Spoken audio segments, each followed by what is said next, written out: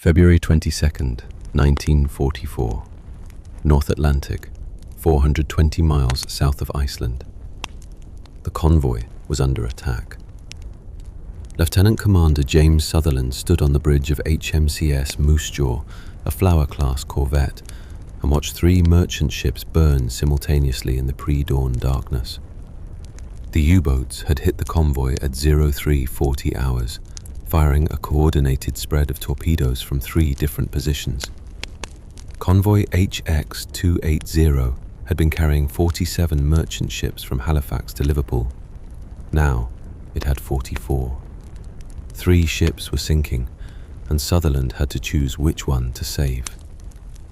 The Moose Jaw was one of 6 corvettes escorting the convoy. The other escorts were engaged in hunting the U-boats that had fired the torpedoes. Sutherland's corvette was the only one close enough to reach the sinking ships before they went under. 3 ships, 1 corvette. Simple mathematics that produced an impossible problem. Sutherland looked through binoculars at the 3 burning vessels spread across 2,000 meters of dark ocean. The SS Atlantic Merchant, 400 tons, carrying steel, crew of 38, hit in the forward cargo hold, sinking bow first. The SS Northern Star, 600 tons, carrying grain and machinery, crew of 52, listing heavily to port, on fire amidships. The SS Mary Douglas, 350 tons, carrying timber and general cargo, crew of 29, broken in half, both sections sinking rapidly. Sutherland was 31 years old and had been commanding the Moose Jaw for 8 months. He had escorted 14 convoys across the Atlantic. He had depth-charged 4 U-boats with unknown results. He had picked up survivors from 7 torpedoed ships. He had never faced 3 ships sinking simultaneously within visual range of each other. The mathematics was brutal. His corvette could approach 1 ship, pull survivors from the water, and move on to a second ship in maybe 20 minutes. By that time, the 3rd ship would be gone, and everyone on it would be in the water dying from hypothermia. Water temperature was 2 degrees Celsius. Survival time was approximately 15 minutes before cold incapacitation, 20 minutes maximum before death. Sutherland had to choose. Save the crew of the Atlantic Merchant, 38 men. Save the crew of the Northern Star, 52 men. Or save the crew of the Mary Douglas, 29 men. He couldn't save all 3. He probably couldn't save 2.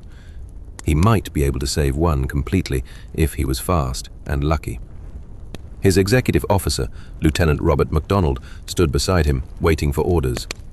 MacDonald was 28 years old, a teacher from Nova Scotia before the war, competent and steady.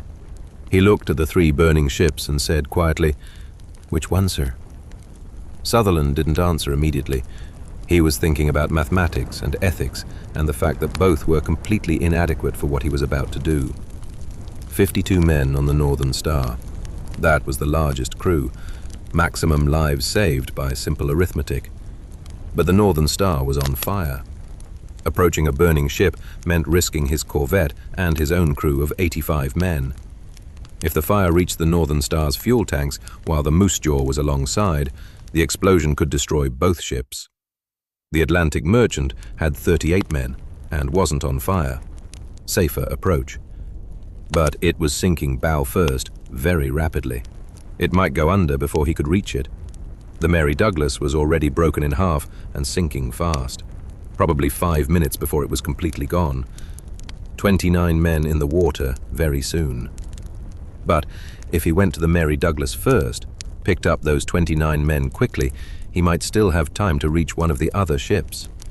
Sutherland made his decision based on a calculation he would spend the rest of his life questioning. He ordered course toward the Mary Douglas, not because it had the most men, because it was sinking fastest. And if he didn't go there immediately, those 29 men would be in the water with 0 chance of rescue. If he went to the Northern Star or Atlantic Merchant first, The Mary Douglas crew would be dead before he could reach them. At least this way, he could save 29 for certain, and maybe reach a second ship. Maybe. The Moose Jaw increased speed to 16 knots and turned toward the Mary Douglas. The corvette covered the 800 meters in 3 minutes. By the time they arrived, both sections of the broken ship were sinking. Men were already in the water. Sutherland ordered the corvette to slow and come alongside the floating debris field. His crew threw lines and life rings. They pulled men from the water as fast as they could. The survivors were covered in oil and hypothermic, and some were injured. The Moose Jaw's crew worked with desperate efficiency. They pulled 23 men from the water in 8 minutes. 6 men from the Mary Douglas were not found. Either they had gone down with the ship, or they were in the water beyond visual range, or they were already dead from injuries sustained in the explosion. Sutherland looked at his watch. 0401 hours, 17 minutes since the torpedoes hit. He looked at the other 2 burning ships. The Atlantic Merchant was going down fast, its bow completely underwater now. The Northern Star was still afloat, but the fire was spreading. Sutherland had to choose again. The Atlantic Merchant had maybe 3 minutes before it sank completely. The Northern Star had maybe 10 minutes before the fire became unstoppable. More men on the Northern Star, but less time for the Atlantic Merchant. He chose based on time. Course toward the Atlantic Merchant, maximum speed. The Moose Jaw covered the 1,200 meters to the Atlantic Merchant in 4.5 minutes. The ship was sinking rapidly, stern rising out of the water at a 45-degree angle. Men were jumping from the deck into the freezing water. Others were already in the water, clinging to debris. Sutherland brought the corvette as close as he dared. Too close, and the sinking ship might pull the corvette down with it as it went under. His crew threw lines. They pulled men from the water. The Atlantic Merchant went under completely at 0409 hours. The suction from the sinking ship pulled several men underwater. Some of them came back up, some didn't. The Moose Jaw's crew pulled 31 men from the water. 7 men from the Atlantic Merchant were missing, presumably drowned. Sutherland turned toward the Northern Star. It was 0411 hours, 27 minutes since the attack. The Northern Star was still afloat, but burning intensely. He could see men on the deck. He could see men in the water. The ship was listing 40 degrees to port, and the fire had spread to the entire midship section. As the Moose Jaw approached, Sutherland realized with sick certainty that he couldn't safely bring his corvette alongside a burning ship that might explode at any moment. He had 85 men under his command on the Moose Jaw. He had already rescued 54 men from 2 ships. Approaching the Northern Star meant potentially losing everyone if the ship's fuel tanks exploded. He made the hardest decision of his life. He ordered the Moose Jaw to maintain a distance of 200 meters from the Northern Star, close enough to throw life rings and lines to men who jumped into the water and swam toward the corvette, not close enough to risk the corvette being destroyed if the Northern Star exploded. He got on the loudhailer and told the men on the Northern Star's deck to abandon ship and swim toward the corvette. Some of them jumped, some didn't. Swimming 200 meters in 2-degree water while wearing life jackets and possibly injured was asking men to do something that many couldn't do. Sutherland knew this. He ordered it anyway, because the alternative was losing his ship and everyone on it. 22 men from the Northern Star jumped into the water and swam toward the Moose Jaw. 14 of them made it. 8 didn't. They got within 50 meters and then stopped moving. The cold got them. The Moose Jaw's crew threw lines and pulled the 14 survivors aboard. 30 men remained on the Northern Star's deck. Some were injured and couldn't jump. Some refused to jump. Some tried to lower a lifeboat, but the ship's list made it impossible. Sutherland watched through binoculars as the fire spread to the Northern Star's fuel tanks. He ordered the Moose Jaw to move back to 400 meters. At 0424 hours, the Northern Star's fuel tanks exploded. The explosion was visible for miles. The ship broke apart and sank in less than 2 minutes. The 30 men still on deck went down with it. In 33 minutes, 3 merchant ships had sunk. Total crew, 119 men. Rescued by HMCS Moose Jaw, 68 men. Lost, 51 men. Sutherland had made 2 decisions. Go to the Mary Douglas first, stay 200 meters from the burning Northern Star. Those decisions saved 68 lives.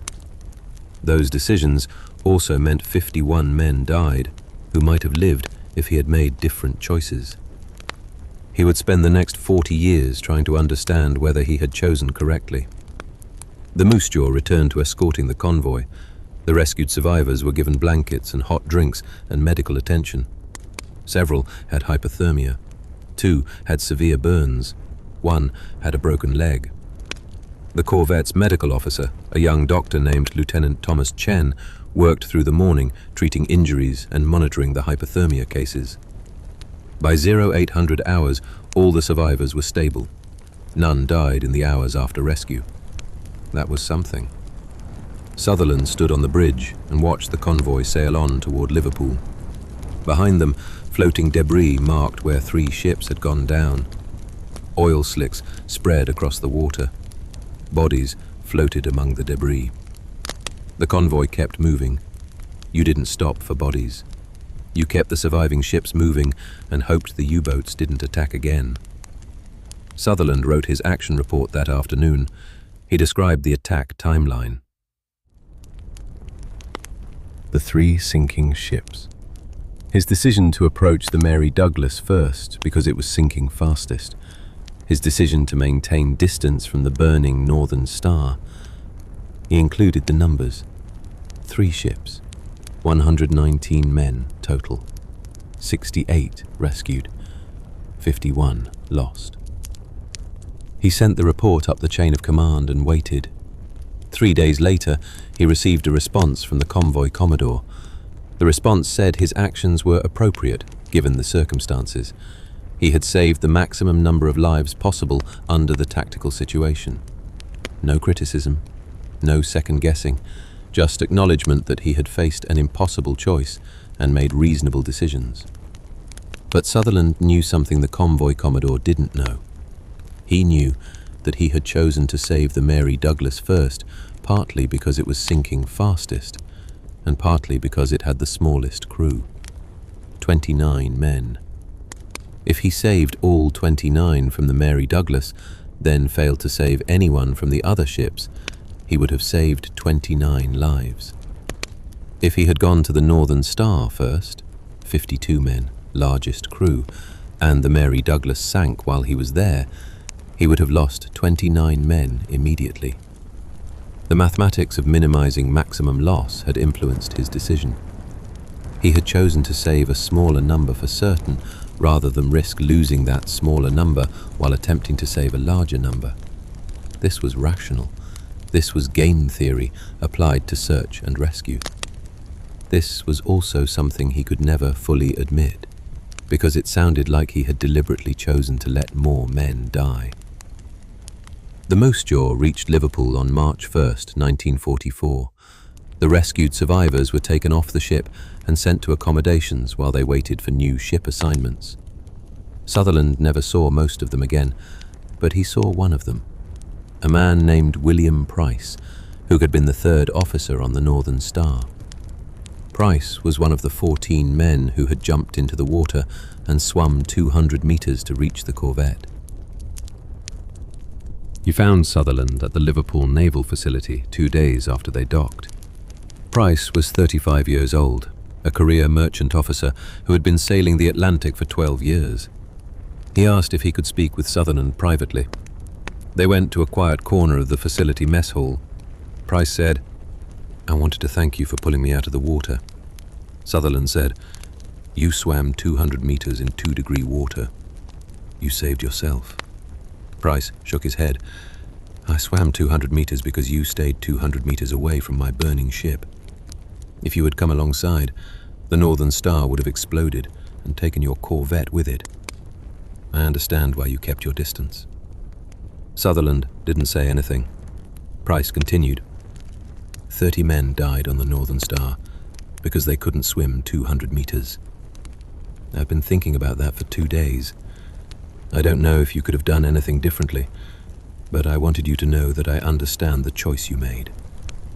Sutherland asked quietly, "Do you think I made the right choice?" Price thought about it for a long time. "I think you made the choice that saved your ship and your crew, and some of us. I think you made the choice that lost 30 men who might have lived if you'd approached closer and the ship hadn't exploded. Both things are true. I don't know which one matters more." They sat in silence for a moment. Then Price said, "I'm one of the 14 who lived. I can't tell you if that makes your choice right, but I can tell you I'm grateful I'm alive to have this conversation." Sutherland commanded the Moose Jaw for another 15 months until the war ended in May 1945. He escorted 23 more convoys. He rescued survivors from 4 more torpedoed ships. He never again faced a situation where he had to choose between multiple sinking ships. After the war, he stayed in the Royal Canadian Navy and had a successful career. He commanded destroyers in the 1950s. He served at naval headquarters in Ottawa in the 1960s. He retired as a captain in 1971 at age 58. He had served for 30 years. He had received decorations for distinguished service. He had been a competent and respected naval officer. He had never told anyone except his wife about the choice he made on February 22nd, 1944. He told his wife Margaret in 1955, 11 years after it happened. They were sitting in their living room in Halifax. She asked him if anything from the war bothered him. He said yes. He told her about the 3 ships, about the mathematics, about choosing the Mary Douglas first because it was sinking fastest, about staying 200 meters from the Northern Star because approaching closer would have risked his corvette, about the 30 men who died on the Northern Star's deck while he watched from 200 meters away, about the calculations he had made in those minutes, about living with those calculations for 11 years. Margaret listened to all of it. When he finished, she asked him one question. If you had made different choices, who would have died instead? Sutherland said he didn't know. Maybe the Mary Douglas crew if he'd gone to the Northern Star first. Maybe everyone, including his own crew, if the Northern Star had exploded while his corvette was alongside. Margaret said, "So you made choices that killed some people and saved others, and different choices would have killed different people and saved others. But people would have died either way." Sutherland nodded. "Yes." Margaret was quiet for a moment. Then she said, "That's not a moral problem. That's mathematics in a situation where all the mathematics are bad. You can't solve bad mathematics by being a better person. You can only make the least bad choice and live with it." Sutherland thought about that conversation for the rest of his life. The least bad choice. That's what he had made. Not the right choice, not even a good choice. Just the least bad of several bad choices.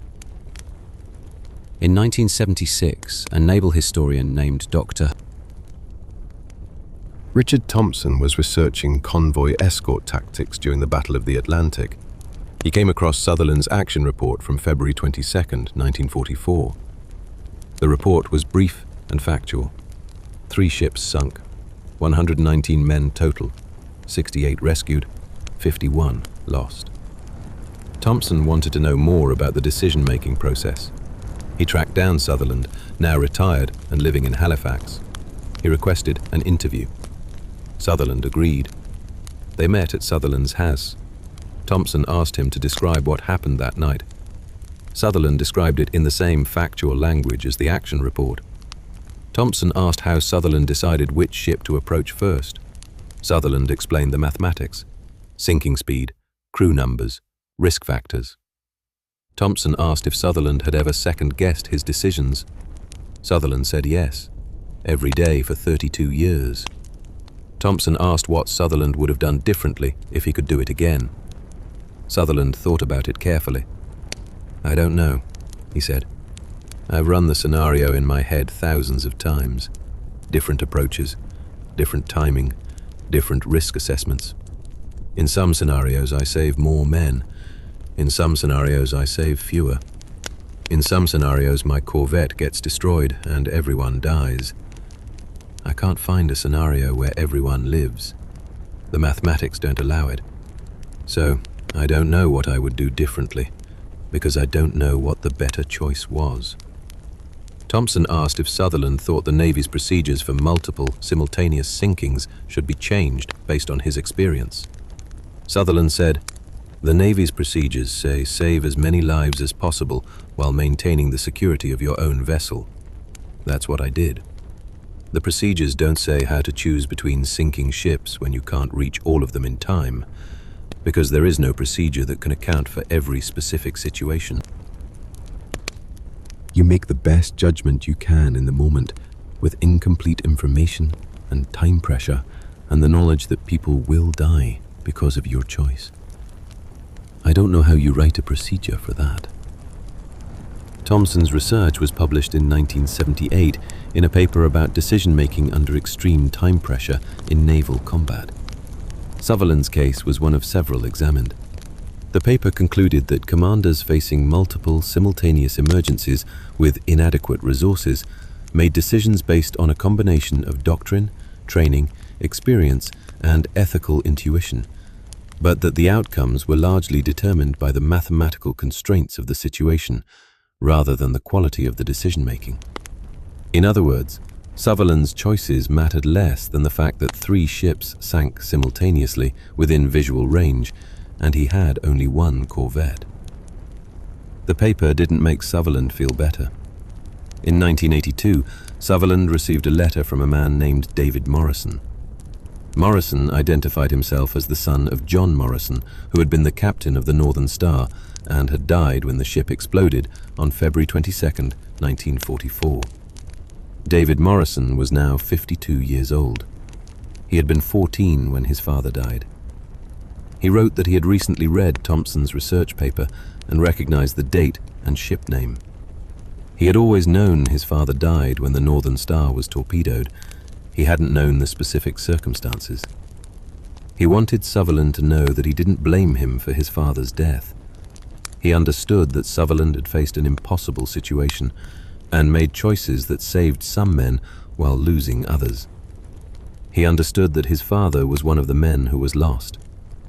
He wanted Sutherland to know that he had lived a good life and had become a merchant ship captain himself following his father's profession, and that his father's death in the war was a loss, but not a tragedy that destroyed the family. Sutherland wrote back. He thanked Morrison for the letter. He said he thought about the Northern Star frequently. He said he had made a decision to keep his corvette 200 meters away from the burning ship, and that decision meant Morrison's father and 29 other men died. He said he understood that Morrison didn't blame him, but that he blamed himself, and had blamed himself for 38 years. Morrison wrote back. He said blame wasn't the right framework. His father had been on a merchant ship in the North Atlantic in 1944. The risk was understood. The death was a result of German torpedoes and a fire, and the physical limitations of how fast a corvette could move and how long men could survive in freezing water. Blaming Sutherland for that was like blaming a doctor for not saving a patient when the disease was too advanced. The doctor did what was possible. Some patients died anyway. They exchanged letters for 3 years. The correspondence helped Sutherland in ways he couldn't fully articulate. Morrison didn't absolve him. Morrison didn't say he had made the right choices. Morrison just acknowledged the reality of what had happened and the constraints Sutherland had been operating under. That acknowledgement mattered. In 1985, Morrison travelled to Halifax to meet Sutherland in person. Morrison was 57, Sutherland was 72. They met at a coffee shop near the Halifax harbour. They talked for 3 hours. Morrison asked Sutherland to walk him through the decision process minute by minute. Sutherland did. Morrison asked why Sutherland had chosen to save the Mary Douglas first. Sutherland explained the mathematics of minimizing maximum loss. Morrison nodded. He understood the logic. He asked if Sutherland thought he could have saved more men from the Northern Star by approaching closer. Sutherland said, possibly, but with significant risk of losing the corvette and all 85 of his crew, plus the 54 survivors already rescued. Morrison asked the question Sutherland had been asking himself for 41 years. Was it the right choice? Sutherland said, I don't know. I saved 68 men. I lost 51. If I had made different choices, the numbers would be different, but men would still be dead. I can't find the choice that saves everyone. It doesn't exist in the mathematics. So I don't know if I made the right choice. I made a choice.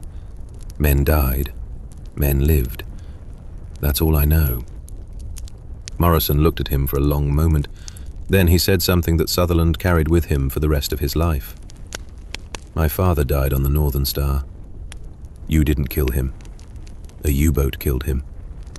You tried to save him, and couldn't, because the mathematics didn't allow it. That's different from killing him. I need you to understand that difference. Sutherland died in 1995 at age 82 from complications of pneumonia. His obituary in the Halifax Chronicle mentioned his 30-year naval career, his command of multiple vessels, his decorations for distinguished service. It mentioned that he had served as a convoy escort commander during the Battle of the Atlantic. It didn't mention February 22, 1944. It didn't mention 3 burning ships, or 119 men, or the choice between who lives and who dies. His widow, Margaret, donated his papers to the Maritime Museum of the Atlantic in Halifax. Among the papers were his action reports from the war, including the brief factual report from February 22, 1944. Also among the papers were the letters from David Morrison, and a single sheet of paper with handwritten calculations, different approach orders, different timing scenarios, estimated survival numbers for each scenario, none of which resulted in everyone surviving. The lesson from Sutherland's experience is not about making the right choice. It's about living with the choices you make when all available choices are bad. Sutherland faced a situation where the mathematical constraints guaranteed that men would die regardless of what he decided. He made decisions based on the best judgment he could manage in the moment. But wouldn't have changed. That some would. But wouldn't have changed. That some would live and some would die. Sutherland spent 51 years from that night until his death trying to understand if he had chosen correctly. He never reached a definitive answer. The mathematics didn't allow for a definitive answer. They only allowed for the least bad choice, and even that was only clear in retrospect. What remains is the fact that 68 men lived who wouldn't have lived if Sutherland hadn't been there. That matters. It doesn't erase the 51 men who died, but it matters. Sometimes the best you can do is save some people while losing others, and then live with the knowledge of both for the rest of your life. Sutherland did that. He saved 68 men on February 22, 1944, and thought about the 51 he couldn't save for 18,778 days until he died. Both numbers are true. Both numbers matter. Neither one makes the other one less important. That's what living with impossible choices looks like.